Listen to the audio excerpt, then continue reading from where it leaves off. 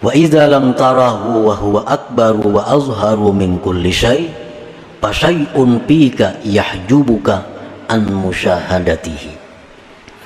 Apabila mata hati engkau itu tidak melihat Allah, padahal Allah itu paling besar sesuatu, Allah itu paling nampak dari segala sesuatu. Apabila mata hati kita tidak bisa melihatnya, maka berarti ada sesuatu pada engkau yang mendinding engkau daripada menyaksikan Allah Subhanahu wa ta'ala. Assalamualaikum warahmatullahi wabarakatuh. Berjumpa kembali dengan channel Nasihat Islam. Semoga apa yang disajikan bermanfaat bagi kehidupan kita dunia dan akhirat. Jangan lupa bersyukur alhamdulillahirabbil alamin dan membaca sholawat Allahumma sholli ala Muhammad wa ala ali Muhammad. Selamat menyimak, semoga bermanfaat. Bismillahirrahmanirrahim. Alhamdulillahilladzi tanazzaha 'anis satiri wal hijab wa zahara fi kulli syai'in lidzabil albab. Asyhadu an la ilaha illallah wahdahu la syarika lah al-malikul wahhab. Wa asyhadu anna sayyidana Muhammadan abduhu wa rasuluhul awwab. Allahumma salli wa sallim ala sayyidina Muhammadin al-hakimi bil adli was shawab wa ala alihi wa sahbihi wa dzurriyyatihi ila yaumil ma'ab. Salatu wa salaman daimaini mutalazimaini ila yaumil hisab. Amma ba'du.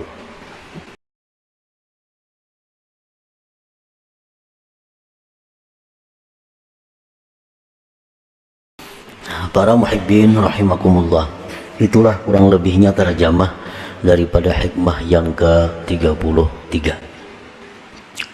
Maksudnya adalah yastahilu fi haqqihi ta'ala al-hijabu fala syai'a yahjubuhu li'annahu akbaru kulli syai' wa azharu kulli syai'.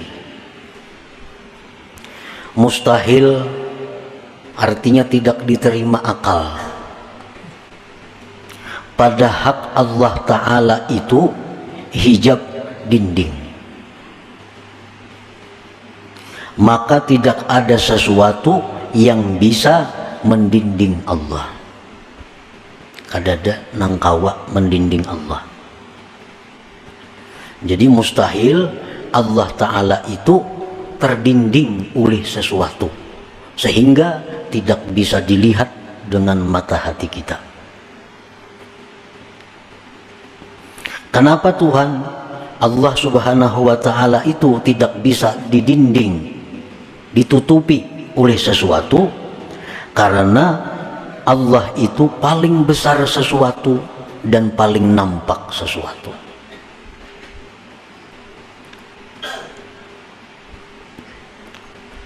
Allah itu maha besar. Selain daripada Allah itu kecil. Maulah nang kecil ini melindungi lawan yang maha besar? Kan mustahil.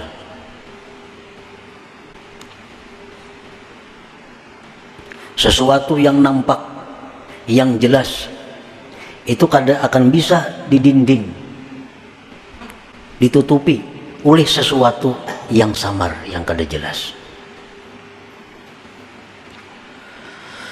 Wa idza lam tarahu wa huwa akbaru wa azharu min kulli syai' fa syai'un fika yahjubuka an musyahadatihi.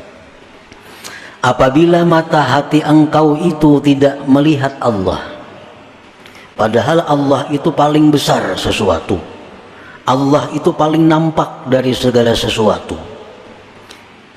Apabila mata hati kita tidak bisa melihatnya, maka berarti ada sesuatu pada engkau yang mendinding engkau daripada menyaksikan Allah Subhanahu wa ta'ala. Berarti masalah ini pada kita. Allah Ta'ala itu maha nampak, Allah Ta'ala itu maha besar. Dimanapun kita berpaling, di sana Allah. Tetapi kita kadang melihat. Berarti yang punya masalah ini kita. Kita yang bermasalah. Mata kita. Orang samun melihat mah baiknya orang itu, kita kadang melihat Berarti kita nang masalah ini.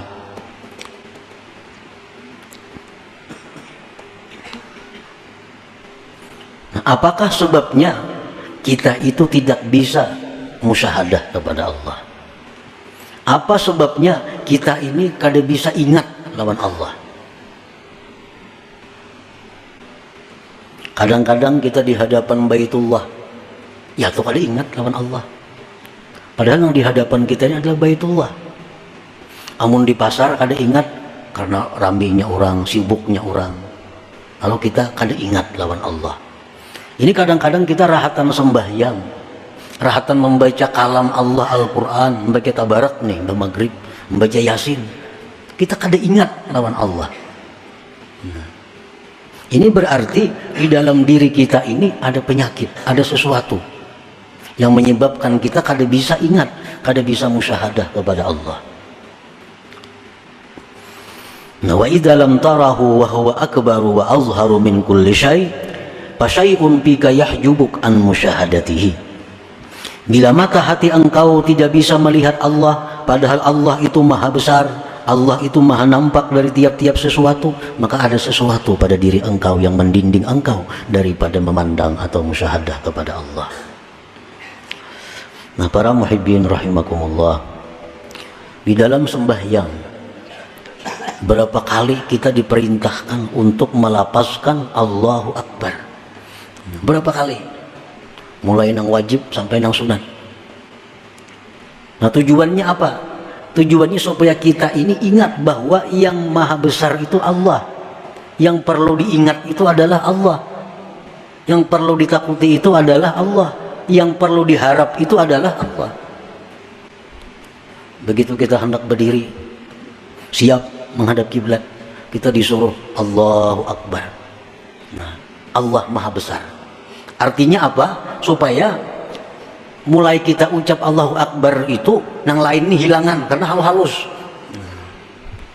Setiap kali kita berhadapan dengan yang besar, ada yang halus-halus, nah halus itu ini ada kelihatan lagi. Nah, makanya disuruh Allahu Akbar. Hendak ruku, supaya ruku kita ini bujur-bujur kepada Allah. Jangan sampai di dalam ruku itu ada hati kita selain Allah. Disuruh orang kita Allahu Akbar hanya ruku. Nah, jadi ini merupakan peringatan-peringatan tambihan agar kita selalu memandang, selalu mengingat yang memang berhak untuk diingat. Karena itu yang maha besar, yang maha nampak.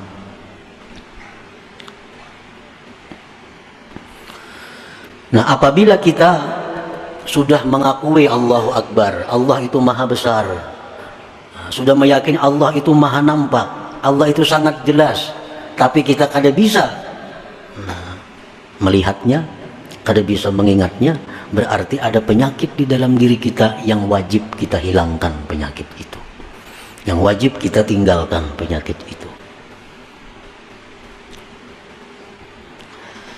Nah, apa penyakitnya sehingga kita ini kada bisa musyahadah lawan Allah?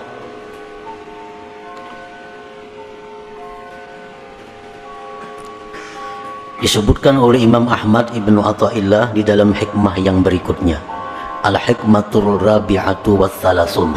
Ini hikmah yang ke-34 ini menjelaskan kepada kita penyakit yang menyebabkan kita selalu lupa kepada Allah. Ukhruj min awsafi basyariyatik an kulli wasfin munakidin li'ubudiyatik litakuna linida'il haqqi mujiba wa min hadratihi qariba. Keluarlah engkau dari sifat-sifat kemanusiaan engkau, dari tiap-tiap sifat yang bertentangan dengan kehambaan engkau, agar engkau bisa menyahut panggilan Tuhan dan bisa dekat kepada hadrat Tuhan. Nah, jadi ternyata yang menyebabkan kita ini kada bisa musyahadah kepada Allah, yang menyebabkan mata hati kita ini selalu terdinding daripada menyaksikan Allah, ternyata penyebabnya adalah sifat-sifat basyariah kita, sifat-sifat kemanusiaan kita yang bertentangan dengan kehambaan kita. Kan kita nih hamba, kita mengakui pada kita nih hamba, tetapi sifat-sifat hamba itu kada kita hiraukan dalam diri. Kita mengakui hamba, tetapi kita kada memperhatikan apa sebenarnya yang dilakukan seorang hamba itu. Nah, maksud daripada hikmah yang ke-34 ini adalah khalli qalbak anis sifatil madhmumah al-bahimiyyati was-sabu'iyyati wasyaitaniyati war-rabbaniyah wa halliha bi sifatil ubudiyah yukshaf lakal hijab alladzi fik fatarallaha akbar wa azhara kulli syai'. Bersihkan hati engkau dari sifat yang tercela, baik sifat kebinatangan, sifat kebuasan, sifat syaitan, sifat ketuhanan yang ada dalam hati kita itu mesti dihilangkan, karena itu yang menghalangi kita daripada musyahadah. Itu yang menyebabkan kita ini lupa kepada Allah, lupa kepada Allah, padahal kita berada di tempat yang semestinya Allah sangat jelas. Dan perhiasilah hati itu dengan sifat-sifat kehambaan, niscaya dibukakan bagi engkau dinding yang ada pada engkau, sehingga engkau bisa melihat Allah itu maha besar, Allah itu maha nampak daripada segala sesuatu. Jadi hijabnya ini, dindingnya ini pada diri kita. Selama hijab itu kada kita hilangkan dari diri kita, apapun ilmu yang kita pelajari tetap kada akan bisa musyahadah kepada Allah, tetap kada akan bisa khusyuk dalam menjalankan ibadah selama kita masih bersifat dengan sifat-sifat yang tercela itu. Ini masih ada hubungannya dengan hikmah yang ke-32 minggu dahulu. Ini telah disebutkan pada minggu dahulu bahwa yang utama bagi engkau itu adalah menghilangkan keaiban diri engkau. Itu yang utama. Amalan-amalan nang pacang bakaramat, amalan-amalan nang pacang sugih, amalan-amalan nang pacang dihormati orang, kada usah digawi kalau masih kita punya sifat-sifat yang tercela. Amalan hendak masuk surga kada usah dibaca kalau masih ada pada diri kita sifat yang tercela. Cari amalan yang bisa menghilangkan sifat tercela itu.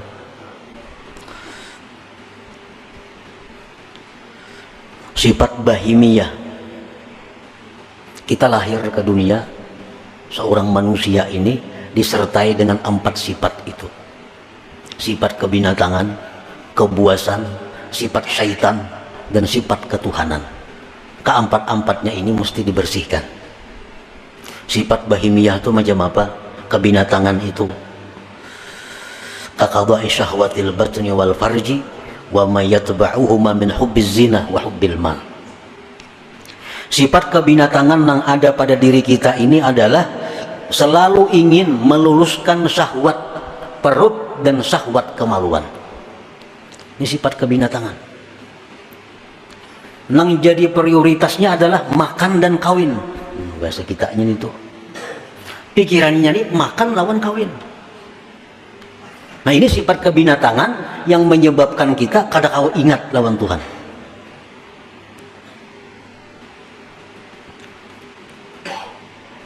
Dan sifat yang mengikuti makan dan kawin. Nah, pada mengikuti, pertama kalau orang ketujuh makan itu pasti ketujuh lawan duit, karena kada kau makan kada berduit. Bila orang ketujuh kawin itu ketujuh berhias perlu duit. Kawin tuh perlu berhias, nukar baju nang hanyar, nukar ini, nukar itu, beraksi supaya dilirik orang, supaya diketujui orang, berhias, berdandan, biaya mahal. Nah, perlu kepada duit. Nah, sifat itu nang maulah kita ini kada kawa bujur di dalam ibadah kita. Rahatan sembahyang nang dipikirkan, mbah ini kan aku makan apa? Nah, rahatan sembahyang. Ini mbah sembahyang nih. Ini mbah sembahyang nih kasaruan kayaknya nih. Napa kayak iwaknya di saruan nih? Dalam sembahyang dikirakan iwak di saruan ini napa? Nah, ini sifat kebinatangan. itu nang kita bujurakan. Jadi emang ada amalan-amalan nang supaya hilang, nang supaya bersih kita dari sifat kebinatangan, itu amalan nang perlu kita amalkan. Misalnya ada amalan bila kita baca ini kita akan bisa mengendalikan nafsu kita. Nah itu amalan yang paling bagus dibaca. Kada usah minta amalan yang ilmu laduni, kada usah. Kada usah minta amalan supaya doa mustajab, kada usah. Kada usah minta amalan supaya rezeki datang, kada usah.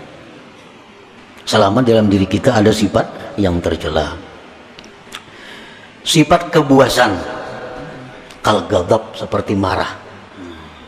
Marah tuh buas, sedikit-sedikit sari, sedikit-sedikit sari. Nah orang nang penyarikan ini terdinding juga, kada akan bisa musyahadah kepada Allah. Kal ghadab wa adamir ra'fati war rahmah, ketiadaan sayang kepada makhluk Allah, itu sifat kebuasan. Sifat syaitaniyah, kal hasadi, seperti dengki. Dengki ini sifat syaitan. Syaitan sangat dengki kepada kita karena kita ini adalah manusia yang diberi Allah macam-macam keistimewaan, dan ingin selalu berusaha menghilangkan keistimewaan yang ada pada diri kita itu. Apalagi sifat syaitan itu idmarisu, menyembunyikan kejahatan di dalam dirinya. Syaitan tuh pikirannya supaya orang tuh ke neraka, itu aja. Nah, jadi pikiran syaitan itu supaya orang itu tak masuk neraka, supaya orang itu maksiat. Nah kalau dalam diri kita ini ada pikiran supaya orang itu kalah daripada kita, supaya orang itu rugi, kita nang untung, supaya orang itu sakit, kita nang nyaman. Nah selama pikiran itu ada pada diri kita, berarti kita ini ada sifat syaitan. Sifat syaitan, dan itu mendinding kita daripada ingat kepada Allah. Wasifatur rabbaniyah, sifat ketuhanan itu apa? Sifat ketuhanan itu kal isti'la, seperti hendak berkuasa. Orang ini ketujuh hendak jadi ketua aja bagiannya. Bila kata jadi ketua, ini mundur. Itu berkumpulan di kampung nih. Ini hendak jadi ketua, diulah wakil, ini mundur. Ini sifat ketuhanan. Kan Tuhan itu menguasai. Apalagi sifat ketuhanan hubbul madah wassana, orang ini ketujuh dipuji diambung. Nah, bila dipuji, bila diambung, wah, sanang badainya, minum gini biriakannya. Hubbul sana, bila dalam diri kita ini ada sifat macam itu, suka dipuji orang, apalagi mencari-cari pujian, nah, itu sudah. Nah jadi itu pendinding kita nang maulah kita ini kusut beribadah kada kawalawas, datang pandudian bulik pendahuluan,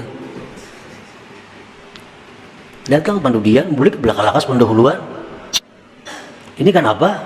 Nah, karena ada sifat-sifat yang tercela ini dalam hati. Mun kita bailang ke rumah orang umpamanya, bailang ke rumah orang, ampun rumah kada mau menghadapi, ampun rumah kada mau menghadapi, apalagi nyurungi banyu kada mau menghadapi aja kada mau. Pasti pikiran kita apa? Nak lakas bulik aja tuh, nak lakas bulik aja apa, orangnya kada menghadapi, banyunya kada ada keluar. Nah kayak itu juga kita beribadat di majelis taklim, di masjid, kalau Allah itu berpaling dengan kita, nak lakas tuh bulik. Kenapa? Ini ampunnya kada menghadapi. Nah tapi kalau orang-orang yang dihadapi Allah, apalagi di tempat ibadah itu dijamu oleh Allah, semalaman tahan duduk. Karena orang ini dihadapi Allah, dijamu oleh Allah, artinya bisa menyaksikan mata hatinya kepada Allah Subhanahu wa Ta'ala. Dan ini kebanyakan kita, mengapa aja urusan kebaikan nak lakas tuntung. Bila urusan kebaikan pasti anak lakas tuntung, mereka kada sanggup itu menghadapi. Nah, kenapa? Karena Allah berpaling, ini kada bisa melihat, mata hatinya kada kuntak. Karena terdinding oleh sifat-sifat yang kebinatangan yang berkuasa dalam diri kita.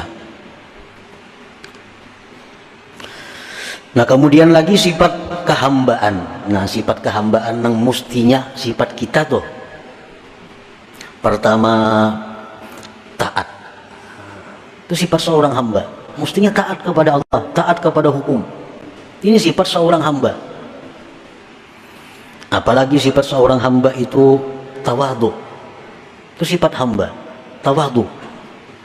Apalagi sifat hamba ikhlas, berbuat itu untuk tuannya, beramal untuk Allah. Nasihat, ini sifat hamba.